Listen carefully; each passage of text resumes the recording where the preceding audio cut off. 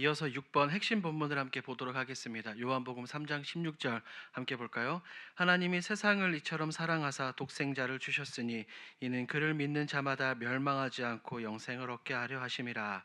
여러분, 이 구절은 요한복음 3장 16절은 복음의 핵심이자 예수님께서 하나님의 아들 독생자이심을 분명하게 선포합니다. 우리 주님은 어떤 분이십니까? 하나님께서 선택받은 사람들에게 주신 베풀어 주신 구원의 선물이고 예수 그리스도를 믿는 자는 죄와 사망에서 영생을 얻는다라고 분명하게 말하고 있어요. 요한복음 14장 6절입니다. 예수께서 이르시되 내가 곧 길이요 진리요 생명이니 나로 말미암지 않고는 아버지께로 올 자가 없느니라.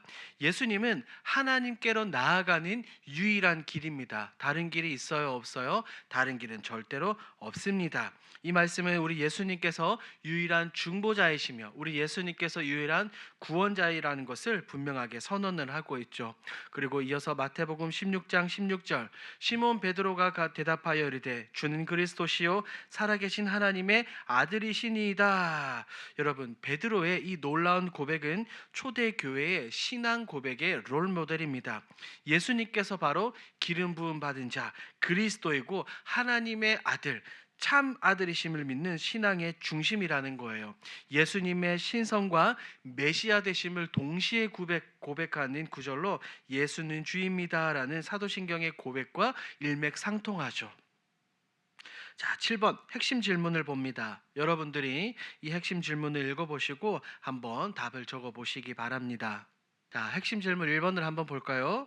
예수님을 외아들이라고 부르는 것은 어떤 의미인가? 자, 외아들, 즉 독생자라는 표현은 예수님이 하나님과 본질 정의로 동일하신 유일한 아들, 곧 하나님이신 예수 그리스도이심을 고백하는 신앙의 표현입니다. 예수님은 단지 특별한 인물이 아니라 우리의 유일한 구원의 길이 근본이 되시는 참 하나님이라는 것을 고백하는 거죠. 2번, 예수님을 우리 주라고 고백할 때 나는 실제로 그분을 내 삶의 주인으로 모시고 있는가? 우리는 어떻습니까? 입술로 예수님을 사랑합니다. 주님이라고 부르지만 내 삶의 방향과 결정은 우리 주님의 말씀을 따르는 것이 아니라 때때로 내 생각과 뜻, 내 계획을 따르고 있지는 않은지 우리는 생각해 보아야 하는 거예요. 우리가 예수님을 주님으로 고백한다는 것은 내 뜻보다 우리 하나님의 뜻을 예수 그리스도의 뜻을 앞세우고 삶의 주도권을 우리 주님께 내어드리는 것을 의미하는 겁니다. 3번 봅니다. 초대교회 성도들은 예수님을 주님으로 고백하는 일에 목숨을 걸었다. 나는 예수님을 주님으로 고백하며 살아가고 있는가? 자, 3번을 봅니다. 초대교회 성도들은 예수님을 주님으로 고백하는 일에 목숨을 걸었다. 나는 예수님을 주님으로 고백하며 살아가고 있는가? 우리 초대교회 성도들은 그들의 삶 자체가 순교요 사명이었습니다. 예수님을 주로 고백했다는 이유로 감옥에 갇히고 그들은 가족을 잃고 생명을 잃고 생활의 터전을 빼앗기기도 했습니다. 그들에게 우리 예수님은 어떤 존재였습니까? 그 무엇과도 바꿀 수 없는 가장 소중한 분이었어요. 그래서 우리 주님을 주님, 나의 주인이시여라고 고백을 했던 겁니다. 우리는 오늘날 어떤 대가를 치르고 어떤 위험을 감수하면서 예수 그리스도를 사랑하고 우리 주님을 따라하고 있는지 여러분들이 한번 깊이 생각해 볼 필요가 있어요. 8번 예수님의 삼중직 선지자 제사장, 왕, 이 대해서 한번 살펴봅니다. 예수님은 삼중직의 중요한 역할을 하셨어요. 우리 주님은 구약에서 예고된 세 가지 핵심 직분, 선지자, 제사장, 왕을 한 분 안에서 예수님 안에서 완전하게 감당하신 이 유일한 분입니다. 8번 예수님의 삼중직이란 살펴봅니다. 예수님은 삼중직의 중요한 역할을 하셨어요. 예수님은 구약에 나타나는 이 세 가지 중요한 직분, 선지자, 제사장, 왕을 예수님은 유일하게 온전히 완전하게 감당하신 분이라는 겁니다. 하단을 볼까요? 삼중직은 구약의 굉장히 중요한 직분이었어요. 구약 시대 때 잠시 이 삼중직을 담당했던 그 존재들이 있죠. 그들이 누구일까요? 바로 사사들입니다. 특히 대표적으로 사무엘을 들 수가 있죠. 여러 명의 사사들이 있었지만 그 각 완전 사사들은 완전했습니까? 불완전했습니까? 불완전했습니다. 하지만 신약의 인간의 몸을 입고 이 땅에 오신 우리 예수 그리스도는 완전하게 이 삼중직을 감당하셨던 거예요. 봅니다. 이루심. 우리 주님께서는 모든 역할을 완벽하게 이루셨어요. 우리 예수님은 이 세 직분을 한 몸에 지니시고 우리에게 하나님의 말씀을 선포하시고 십자가에서 우리를 대신해 죽으심으로 대속의 제사와 은혜를 드리셨고 지금도 부활하셔서 하나님 보좌 우편에서 만왕의 왕으로 우리를 다스리고 계시는 분이죠. 예수님은 구약의 예언과 그림자를 완전하게 성취하신 참된 중보자입니다. 1번, 예수님은 선지자입니다. 선지자는 어떤 사람입니까? 하나님의 뜻을 계시하는 분이죠. 하나님으로부터 말씀을 받아 백성들에게 하나님의 말씀과 마음과 뜻을 전달하는 직분이 바로 선지자였어요. 자, 이런 선지자는 중간자 역할을 했습니다. 그런데 이들은 불완전한 도구였고 장차 오실 참 선지자를 예표하는 인물들이었죠. 2번, 예수님은 완전한 선지자입니다.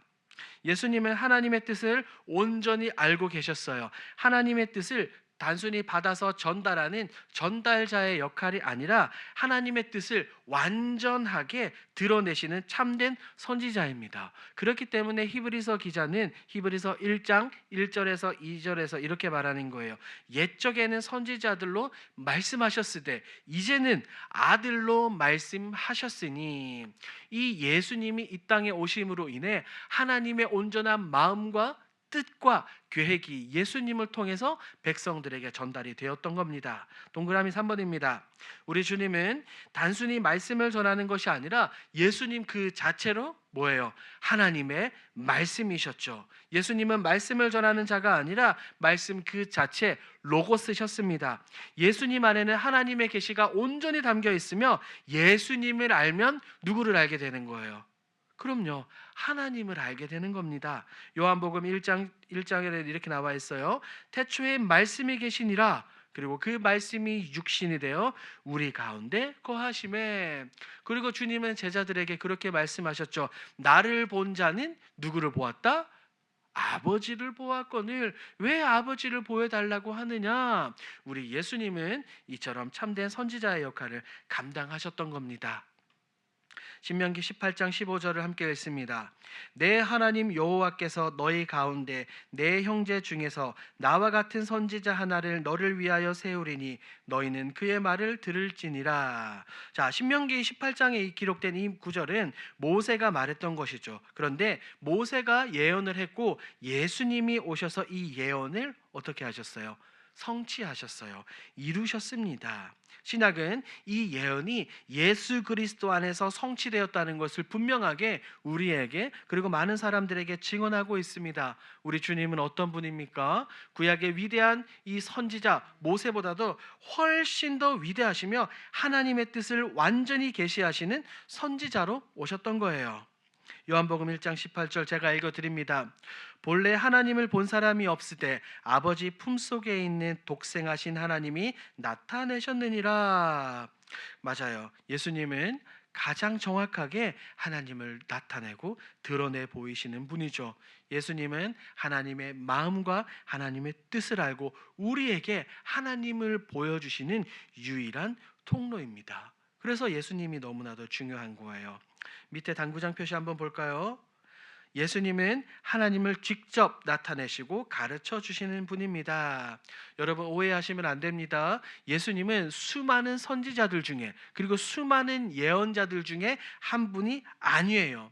구약에서 선포되었던 예언된 참 선지자로 이 땅에 오셨습니다. 4번 봅니다.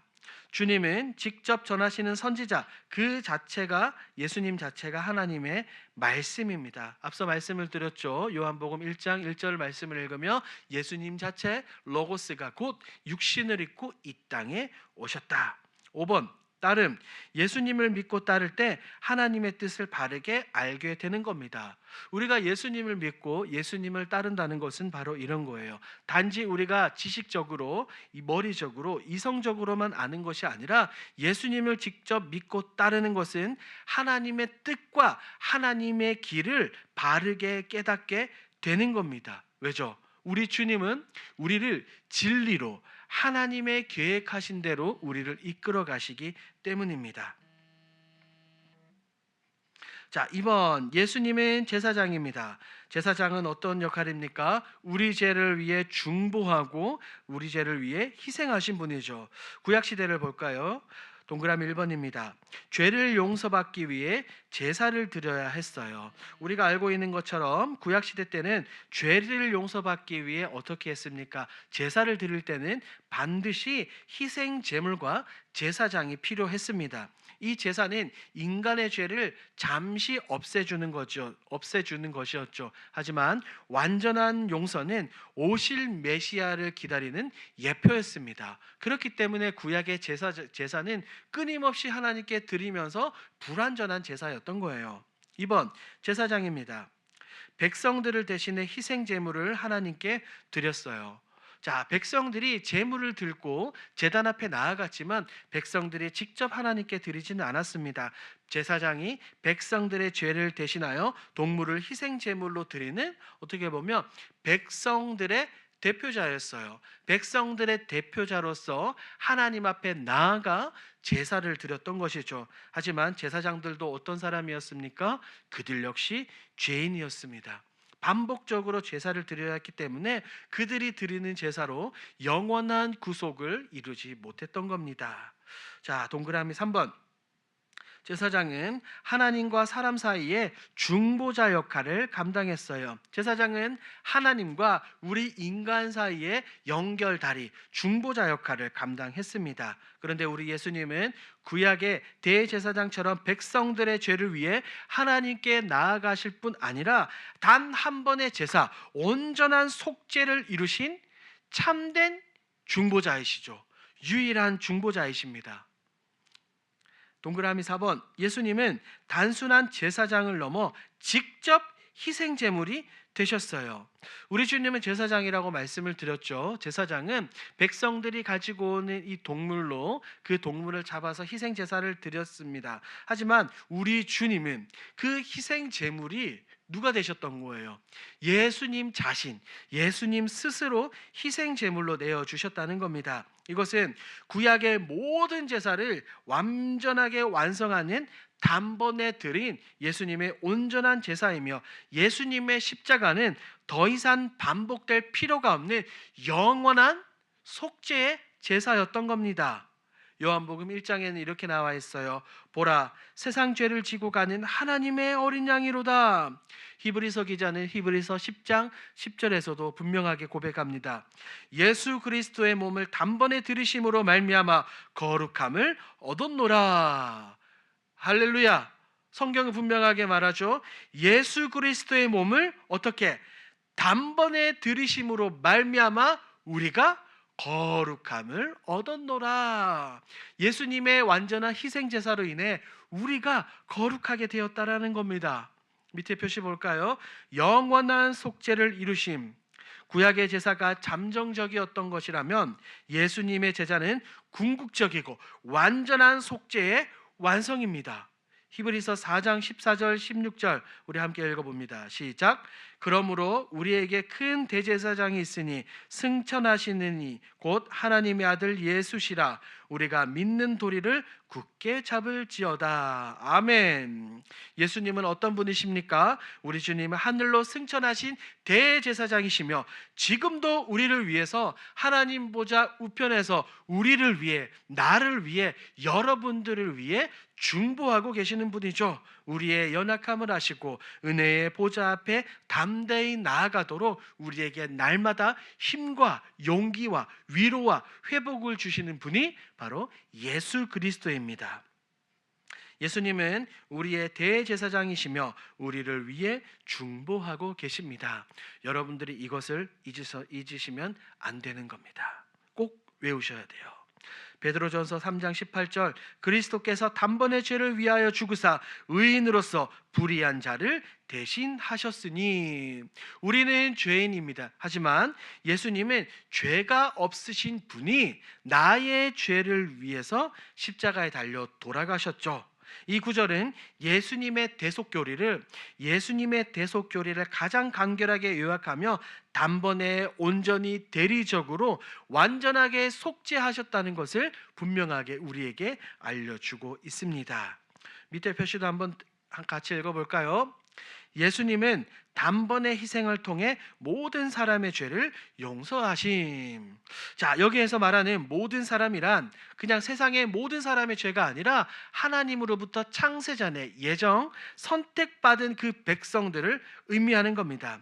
예수님의 십자가는 반복적인 제사가 아니라는 것을 제가 지금 이 짧은 시간에 한 5번, 6번 강조해서 말씀을 드리고 있어요.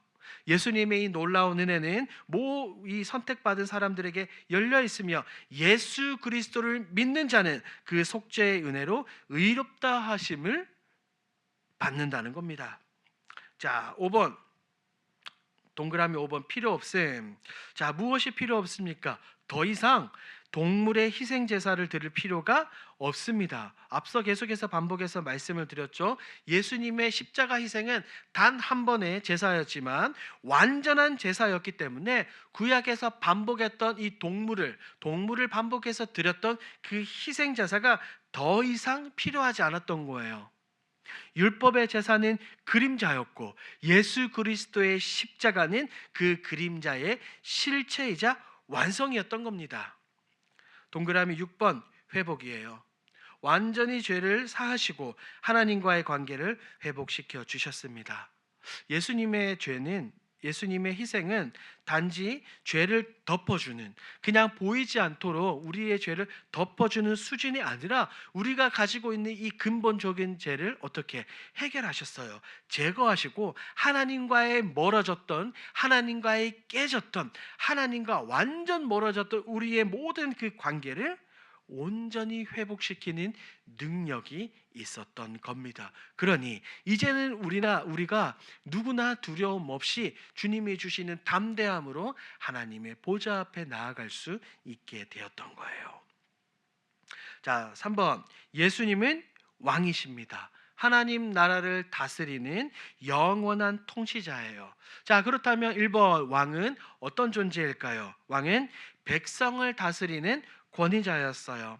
구약에서 이 백성들의 요구에 의해서 하나님께서 왕을 세우시지 않습니까? 사울, 다윗, 솔로몬 사후에 나라가 2개로 갈라졌고 각 남유다와 북이스라엘은 각각 왕들을 세웠었죠. 자, 구약에서 나오는 이 왕은 하나님의 백성을 인도하고 보호하며 공의와 정의로 나라를 다스리는 대표적인 통치자였어요. 그러나 우리가 알고 있듯이 이 19명의 왕, 20명의 왕은 모두 다 불완전했어요. 불완전한 왕이었습니다. 심지어는 하나님 마음에 합하다라고 말하는 일컫는 다윗 역시 굉장히 불완전한 왕이었어요. 그래서 이 불완전한 왕들은 어떻게 온전한 왕을 기다리게 했던 겁니다. 2번 예수님을 봅니다. 예수님은 단순한 인간의 왕이 아니라 하나님 나라를 다스리고 통치하시는 분입니다. 예수님은 이스라엘의 정치적인 왕이 아니라 하늘과 땅의 모든 권세를 가지신 하나님 나라의 영원한 왕이에요. 우리 주님은 죄와 사망, 악한 권세를 다스리시는 구속자이시고 통치자라는 말입니다. 마태복음 28장에는 이렇게 나와 있죠. 하늘과 땅의 모든 권세를 내게 주셨으니, 우리 주님께 주셨다고 말합니다. 자, 동그라미 3번 승리를 봅니다. 예수님은 십자가에서 승리하셨고 다시 오셔서, 언제가 될지는 모르죠. 예수님께서 다시 이 땅에 오셔서 모든 세상을 어떻게 하실 것? 통치하실 것입니다. 부활과 승천을 통해 모든 통치를 회복하신 만왕의 왕이신 그분, 언제가 될지는 모르겠지만 반드시 장차 이 땅에 다시 오셔서 모든 나라와 열방과 민족, 모든 사람 역사를 심판하시고 완성된 온전한 하나님의 나라를 이루게 될 겁니다. 그래서 요한계시록 19장에는 이렇게 나와 있어요. 그가 입고 있는 그 옷과 다리에 이름이 기록이 되었으니 만왕의 왕이요 만주의 주라 하였더라. 아멘. 이 말씀은 우리 예수님께서 장차 다시 오실 때 모든 왕과 모든 권세 위에 계신 절대적인 통치자로서의 예수님을 나타내는 겁니다. 자, 밑에 한번 읽어볼까요? 시작. 예수님은 세상의 모든 왕들보다 높으신 왕이시다. 우리 주님의 왕되심은 그냥 단순히 상징적인 게 아닙니다. 이 땅의 모든 나라와 모든 권력, 그 모든 것을 뛰어넘는 실제적인 주권자라는 것을 의미해요. 우리 예수님께서 다시 오시고, 예수님께서 다시 오실 때 모든 나라와 모든 백성들은 예수님 앞에 무릎을 꿇게 될 줄 믿습니다. 요한복음 18장에서 예수님은 이렇게 말씀하셨어요. 내 나라는 이 세상에 속한 것이 아니니라. 이 말은 예수님은 정치적인 왕국이나 인간 중심의 나라가 아니라 하나님이 다스리시는 영원한 나라를 세우신다는 것을 분명하게 말하죠. 자, 이어서 밑에도 한번 읽어볼까요? 예수님의 나라는 이 땅의 왕국과 다르게 영원한 하나님의 나라입니다. 우리 사랑하는 여러분, 가장 거대한 제국이라고 말하는 로마도 역시 망했습니다. 그리고 우리가 살고 있는 이 시대의 세계 최강국 어디일까요? 그렇죠, 미국이죠. 미국은 영원할까요? 아니에요. 미국도 언젠가는 망하게 될 겁니다. 그리고 우리가 지금 발을 딛고 살고 있는 대한민국 역시 언젠가는 망하게 될 겁니다. 하지만 하나님의 나라는 어떻습니까?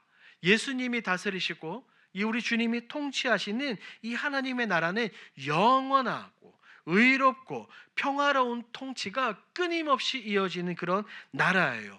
하나님이 통치하시는 나라, 우리 주님이 주인이 되시는 이 나라는 끝이 없으며 모든 성도들과 함께 영원토록 하나님을 예배하며 하나님을 찬양하며 하나님께 기도하는 그런 영원한 하나님의 나라입니다. 자, 그렇다면 9번, 예수님을 믿는다는 것이 무엇인가? 선지자이시고 제사장이시고 왕이신 예수님을 믿는다는 것이 어떤 의미일까요? 우리가 지난 1강에서 살펴본 믿음에 대한 반복을 제가 여기 강의 안에 넣어놨습니다. 믿음이 너무 중요하기 때문이에요. 1번, 믿음의 본질. 믿는다는 것은 단순한 동의가 아닌 신뢰하고 따르다는 겁니다. 우리가 예수 그리스도를 믿고 예수님을 의지한다는 것은 단지 예수님이 지금도 살아계시는구나, 하나님 보좌 우편에서 우리를 통치하고 계시고 우리를 위해서 기도하시는구나 라고 아는 지식에 그치는 것이 아니라는 겁니다. 거기에서 더 나아가 예수 그리스도의 말씀과 인격을 전적으로 신뢰하며 우리 주님이 인도하시는 대로 우리가 따라서 살아가는 거예요. 믿음이란 단순히 지적 동의가 아닙니다. 머리로만 이해하고 머리로만 깨닫는 것이 아닙니다. 그 머리로 이해되는 그 모든 것들이 내 마음으로 내려오는 거예요.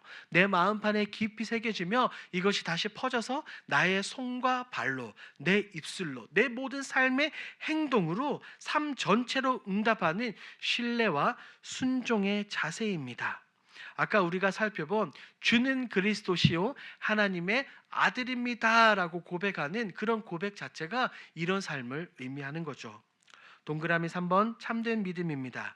나의 삶을 예수님께 맡기고 신뢰하는 것.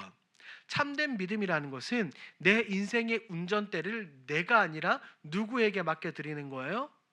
그렇죠. 우리 주님께 맡겨드리는 주권을 내어드리는 삶의 태도입니다. 갈라디아서 2장 20절에서 사도 바울은 이렇게 말했어요.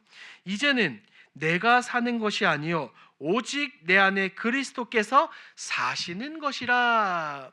내 마음의 주인, 내 마음의 그 깊은 곳에 자리 잡은 내 자아의 중심에 내가 아니라 우리 주님께서 계셔야 한다는 겁니다. 자, 요한복음 14장과 히브리서 11장은 우리가 한번 살펴본 내용이기 때문에 건너뛰고 밑에 표시 한번 읽어볼까요? 시작. 믿음은 하나님과의 관계에서 필수적인 요소입니다. 맞아요. 하나님과의 관계가 이렇습니다. 하나님과의 관계는 지식이나 행위로 시작되지 않고 오직 하나님께서 부어주시고 하나님께서 허락해 주시는 우리에게 생겨나게 되는 이 믿음으로 말미암아 하나님과 관계를 맺게 되는 겁니다. 믿음은 하나님을 보지 않고도 하나님을 어떻게 하는 거예요? 신뢰하는 겁니다. 여러분, 하나님을 보신 분이 계십니까? 예수 그리스도를 보신 분이 계셔요? 성령 하나님을 보신 분이 계십니까? 하나님은 영이시기 때문에 눈으로 보일 수 없죠. 하나님은 영이시기 때문에 물질이 아니시기 때문에 만질 수 없어요. 비가시적이고 비물질적인 그 영이신 하나님을 우리가 볼 수 없어요. 그리고 육신의 몸을 입고 이 땅에 오신 예수 그리스도 역시 초대교회 성도 당시 예수님의 제자들과 예수님을 따르는 많은 사람들은 예수님을 직접 눈으로 보고 직접 예수님을 만질 수는 있었지만 오늘날 우리는 우리 중 그 누구도 예수님을 만지거나 볼 수 없습니다. 그런데 여러분은 하나님이 살아계신 것을 믿습니까? 예수님이 살아계시는 것을 믿습니까? 그게 바로 믿음입니다. 보지 않고 믿고 보지 않고 신뢰하는 것, 보지 않고 하나님의 약속을 전심으로 받아들이는 것이 바로 이 믿음이라는 통로입니다. 믿음은 하나님과 동행하는 삶의 모든 출발점이자 핵심적인 조건이에요. 그래서 4번 믿음의 핵심 요소 3가지를 제가 적어 놓았습니다. 1번 지적인 동의입니다. 이것은 예수님이 하나님이심을 아는 것입니다. 믿음이라 첫 번째로 올바른 진리를 아는 것에서 시작이 되는 겁니다. 우리가 예수님을 안다고 할 때 제가 강조해서 말씀을 드렸죠. 내가 경험하고 내가 들은 그 예수님을 말하는 것이 아니라 예수님을 안다고 말할 때는 성경이 말하는 예수님, 역사가 말하는 그 예수님을 우리가 믿고 따라야 되는 겁니다. 하지만 이것만으로 충분하지 않아요. 지적 동의만으로 충분하지 않아요. 지적 동의는 참된 믿음의 출발점인 겁니다. 2번 신뢰입니다. 예수님이 우리의 구원자이심을 믿고 예수님을 따르는 겁니다. 앞서서 말씀을 드렸죠. 참된 믿음이란 단지 머릿속으로 아는 것이 아니라 예수님께 나 자신을 맡겨 드리고 의지하는 것입니다. 마음의 결단이고 예수님의 약속을 인격적으로 전적으로 받아들이는 놀라운 태도예요. 자, 여기에서 더 나아가면 순종으로 나아가는 겁니다. 사실은 순종을 넘어서 우리는 예수님께 복종해야 되는 그런 존재입니다. 순종, 삶에서 예수님의 가르침을 따르는 것입니다. 믿음이 있다. 저 사람은 믿음이 좋아라고 말할 때 그것은 반드시 삶의 변화와 삶 가운데 하나님의 자녀로 순종하는 모습이 그대로 나타내고 드러내어야 한다는 겁니다. 믿음은 삶의 열매를 통해서 증명되는 거예요. 한번 읽어볼까요? 시작. 믿는다는 것은 예수님께 내 삶을 맡기는 행동이다. 제가 지금 이 부분을 약 여러분들에게 7번 혹은 8번 정도 계속해서 반복해서 강조해서 말씀을 드립니다. 왜 계속해서 반복할까요? 너무나 중요하기 때문이죠. 예수님께 삶의 주권을 맡기는 것, 예수님께 모든 주도권을 드리는 것, 그것이 너무 중요하기 때문에 지금 여러분들에게 계속해서 반복해서 같은 말씀을 드리는 겁니다. 2번 예수님을 주로 고백하는 삶. 자, 이 내용 역시 지난주에 우리가 한번 배웠습니다. 예수님을 믿는 것은 나의 주님으로 모시고 따르는 겁니다. 성경은 그 지식을 배우는 것이 아니라 예수님을 누구로 믿고 어떻게 따를지를 이야기하는 거예요. 믿음은 단지 지적인 동의 여기서 그치는 것이 아니라 예수님을 주님으로 받아들이는 선택과 관계라는 것을 말씀을 드렸죠. 3번 고백입니다. 예수님을 주님으로 고백하는 것이 진정한 믿음입니다. 우리의 입술로 예수님은 나의 주님입니다 라고 고백하는 것은 초대교회에서 자기 신앙의 정체성 그리고 생명, 목숨, 재산, 가족까지 모든 것을 걸어야 되는 굉장히 중요한 고백이었습니다. 4번 초대교회의 고백, 예수님을 주님으로 믿는다는 것. 우리가 앞서 살펴보았던 것처럼 이 로마 제국 안에서 로마 황제가 아닌 존재에게 주인으로 고백한다는 것, 주님으로 고백한다는 것은 굉장히 어떻게 보면 정치적으로 반역의 행위였어요.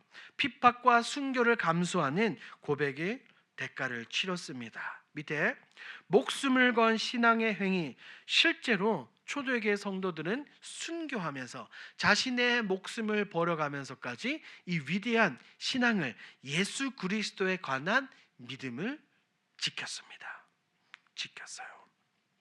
요한계시록에서 이렇게 말하죠. 요한계시록 2장 10절, 죽도록 충성하라. 그리하면 내가 생명의 관을 내게 주리라. 우리가 목숨 걸고 예수 그리스도의 말씀을 따르며 예수님을 위해서 살아야 되는 이유가 무엇입니까? 우리의 어떠한 핍박과 고난이 따르더라도 이 일 이후에는, 우리가 죽고 난 이후에는 생명의 면류관을 우리 주님께서 우리에게, 나에게 주시려고 기다리고 계시는 거예요. 그러니 이 핍박과 환난과 고난이 무섭지 않은 겁니다. 두렵지 않은 거예요. 이 초대교회 성도들은 오히려 감사하면서, 하나님, 제가 드디어 하나님께서, 우리 주님께서 제게 주시고자 하는 그 의의 면류관을 이제 받아 쓸 수 있게 되었습니다. 너무나 감사합니다 라면서 화형대에서, 그 콜로세움에서 그들은 목숨을 잃어가며 순교했던 겁니다. 3번 예수님을 믿는 삶이란? 1번 성경, 참된 믿음은 반드시 행동으로 나타나야 된다고 성경 가르칩니다. 자, 2번 믿음이 있다 없다? 기도와 말씀과 순종을 통해서 내가 믿음이 있다는 것이 밖으로 드러나야 돼요. 믿음은 경건의 습관을 통해서 다른 사람들에게도 분명하게 드러내 보이는 겁니다. 그래서 야고보서 2장 17절에는 이렇게 나와 있어요. 우리 함께 읽어볼까요? 행함이 없는 믿음은 그 자체가 죽은 것이라. 말로만 믿는다고 하는 것이 아니라 삶에서 예수님의 가르침을 실천하는 겁니다. 진짜 신앙인은, 진짜 믿음은 교회 안에서 나타내는 게 아니에요. 교회 밖을 떠나서 예배 자리를 나가서 가정과 직장과 이 세상에서 인간관계, 일상 속에서 예수님의 가르침을 따르고 실천하는 삶으로 나타나게 되는 겁니다. 자, 그렇다면 우리가 믿음이 있다, 우리가 주인이신 예수 그리스도를 따른다는 것은 어떻게 실천할 수 있을까요? 1번 기도입니다. 예수님과의 친밀한 관계를 유지하기 위한 소통의 방법이죠. 기도는 단순히 하나님께, 우리 주님께 내 필요를 요청하는 수단이 아니에요. 하나님과의 인격적인, 우리 주님과 인격적인 교제를 나누는 신앙의 호흡입니다. 그래서 기도할 때는 내 것만 요구해서는 안 됩니다. 참된 기도는 나 중심의 기도가 아니라 하나님 중심의 기도예요. 우리 주님께서 말씀하고 우리 주님께서 고백하셨던 것처럼 이 땅 가운데 내 뜻이 아니라 하나님의 뜻이 이루어질 수 있도록, 나의 삶과 내 가정과 내 자녀 손들 가운데 우리의 만족과 유익을 위한 뜻이 아니라 하나님의 뜻과 계획이 우리 가운데 임하게 되고 그것이 현실로 나타나게 해달라고 우리가 기도해야 되는 겁니다. 10번 하나님의 뜻을 구하고 순종하는 태도가 중요합니다. 하나님의 뜻을 먼저 구하잖아요. 구하는 데서만 그치면 안 돼요. 그 하나님의 뜻에 나를 맞춰가는 겁니다. 순종의 시작입니다. 그리고 두 번째, 기도를 넘어 말씀 묵상이죠. 말씀 묵상, 하나님의 뜻은 성경을 통해 가장 분명하게 드러나며 성경 묵상은 신앙 성장을 위한 영적인 양식입니다. 자, 묵상이란 이 원어의 의미를 보면 약이라는 의미를 가지고 있어요. 약. 우리가 먹는 약, 아플 때. 우리가 아플 때, 몸이 아플 때 약을 먹으면 어떻게 됩니까? 그 약이 물과 함께 내 입속을 통해서 위로 내려가면서 그것이 이렇게 분해돼서 몸에 쫙 퍼지면서 우리가 아픈 것들이 치유가 되잖아요. 말씀 묵상이라는 게 그런 거예요. 하나님의 말씀을 듣고 하나님의 말씀을 읽고 하나님의 말씀을 필사하고 묵상하면서 그것을 내 몸에 받아들이고 내 몸 곳곳으로 퍼지며 그 말씀이 나를 어떻게 회복시키고 그 말씀이 나를 살리게 되는 겁니다. 그게 바로 말씀 묵상이에요. A번, 성경을 읽고 하나님의 뜻을 깨닫는 것이 중요합니다. 하나님의 뜻은 어떤 목사에게서 듣는 것이 아니라 성경에 나와 있어요. 우리를 향한, 나를 향한 놀라운 하나님의 계획과 뜻 모두 다 하나님이 성경에 분명하게 기록해 놓으셨어요. 그러니 우리가 어찌 성경을 읽지 않고 하나님의 뜻을 알고 성경을 읽지 않고 하나님의 마음을 우리가 어떻게 알겠습니까? 알기 위해서 B번, 알기 위해서 읽어야 돼요. 예수님을 알기 위해서, 하나님의 마음을 알기 위해서 성경을 가까이 해야 되는 겁니다. 말씀은 단지 지식을 위한 책이 아니라 예수님을 알고 역사 가운데서 우리에게 지금도 말씀하시는 그 예수님의 음성을 듣는 겁니다. 3번, 순종하는 삶. 예수님의 가르침을 실제로 삶 가운데 적용하는 거예요. 아는 것을 넘어서 어떻게 살아내는 것이 중요해요. 배우기는 배우되 거기서 그치면 안 된다는 거죠. 밖에 나아가서 그대로 우리 주님께서 말씀하신 그대로 살아내는 것이 가장 중요합니다. 어떻게 살아낼까요? 용서하고 사랑하고 섬기고 정직한 삶을 살아가는 겁니다. 특별히 지금은 고난 주간이죠. 우리 예수님은 어떻게 하셨습니까? 수많은 사람들에게 멸시를 받으셨어요. 조롱을 받으시고 비판을 받으시고 오해를 받으셨습니다. 여러분이라면 견디실 수 있을까요? 수많은 사람들이 나를 향해서 손가락질합니다. 나를 향해서 욕합니다. 그리고 어떤 사람들은 내 얼굴에 침을 뱉습니다. 주먹으로 내 얼굴을 때리기도 하고 손을 펴서 내 뺨을 치기도 합니다. 조롱하고 그토록 나를 따라다녔던 수많은 사람들은 온데간데 없어지고 비난과 조롱과 욕만 남아있어요. 그 가운데서 여러분들은 견디실 수 있겠습니까? 우리 주님은 견디셨어요. 아니, 견디신 것을 넘어서 오히려 그들을 위해서 기도하셨습니다. 뭐라고 기도하셨습니까? 주여, 저들을 용서하옵소서. 저들이 하는 것을 저들은 모릅니다 라고 말합니다. 우리가 진정으로 예수님을 알고 예수님을 따른다는 삶이 바로 이런 겁니다. Just like Jesus, 예수님처럼 용서하고 배려하고 희생하고 겸손으로 살아가는 그 삶이 바로 예수 그리스도를 따라가는 삶입니다. 실제로 초대교회 성도들은 이렇게 살아냈던 겁니다. 우리 사랑하는 여러분, 저와 여러분들은 예수님을 주로 고백하는 것을 넘어 정말 어떻게 보면 초대교회 성도들보다 더욱더 열심으로 우리 주님을 따릅시다. 예수님의 제자들보다 훨씬 더한 열심으로, 그리고 수많은 이 사도들보다, 그리고 선지자들보다, 사사들보다 더욱더 큰 열심으로 우리 주 예수 그리스도를 따르기를 우리 주님의 이름으로 축복합니다. 아멘. 자, 9번 결론을 보도록 합니다. 1번, 예수님은 하나님의 외아들이며 신성과 인성을 동시에 가지신 참 하나님이시다.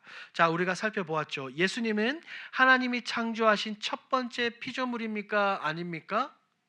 아닙니다. 예수님은 하나님이 창조하신 첫 번째 피조물이 아닙니다.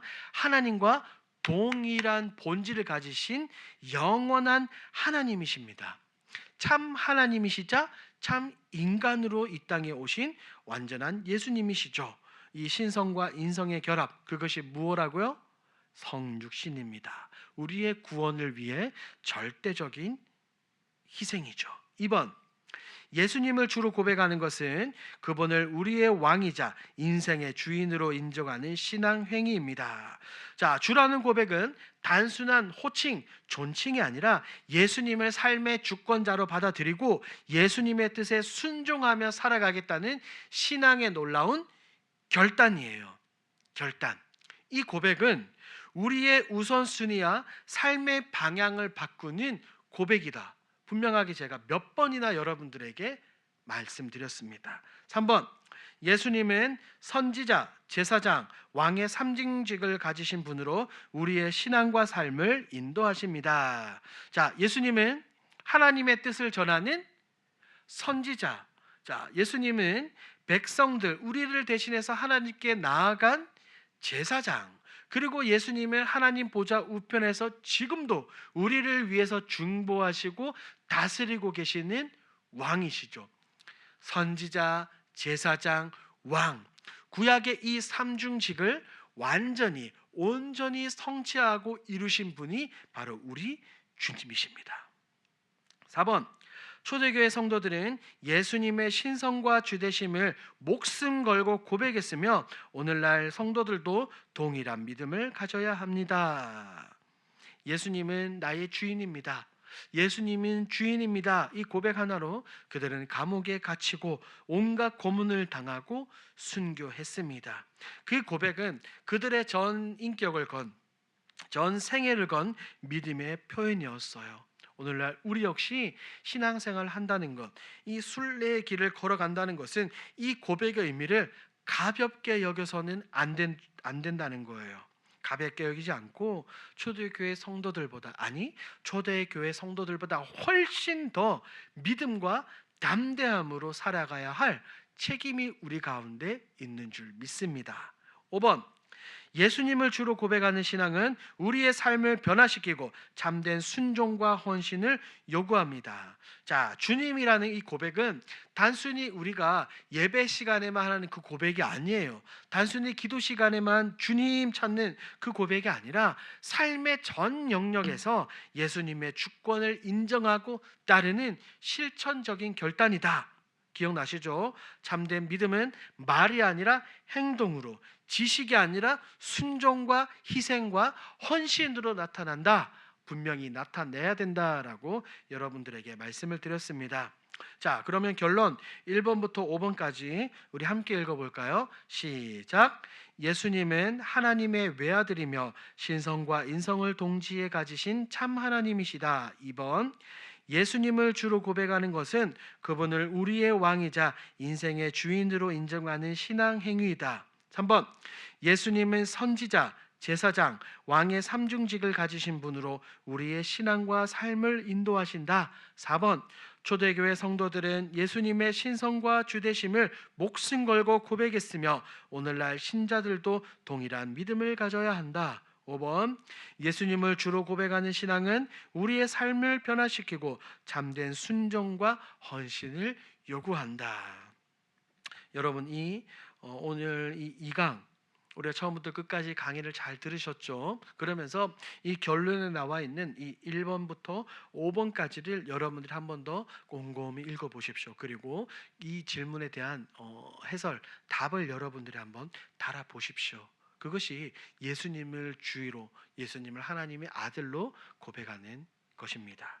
자, 숙제를 봅니다. 10번 숙제 1번, 예수님이 하나님의 외아들이라는 표현이 의미하는 바가 무엇일까요? 자, 예수님은 누구십니까? 한번 찾아서 적어보십시오.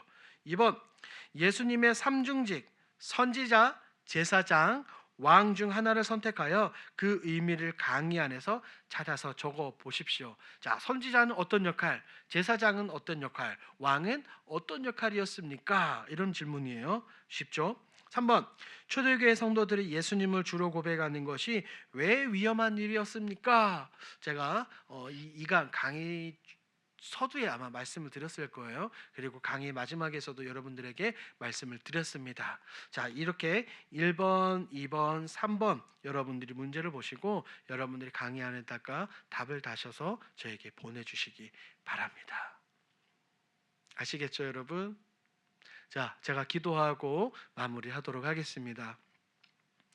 하나님 감사합니다. 오늘도 저희가 사도신경에 안에 녹아 있는 예수 그리스도에 대한 참 고백, 예수님은 누구신지 우리가 배우게 해주시니 감사합니다. 하나님, 이 시간 우리가 하나님의 말씀을 통해 배운 예수님에 대한 지식, 이것이 머릿속에서만 멈추고 그치는 것이 아니라 우리의 마음판에 깊이 새겨지며 우리의 손과 발로 우리의 삶의 현장 가운데서 예수님을 주로 고백하는 그 신앙으로, 믿음으로 살아갈 수 있도록 주님 붙들어 주시옵소서. 하나님, 하나님의 외아들이시고 나의 죄를 위해 십자가에 달려 돌아가신 예수님을 더욱더 사랑하고 예수님을 믿고 따르는 우리 모두가 되어질 수 있도록 주님 역사하여 주시옵소서. 감사드리며 예수님의 이름으로 기도합니다. 아멘. 감사합니다. 여러분 애쓰셨습니다.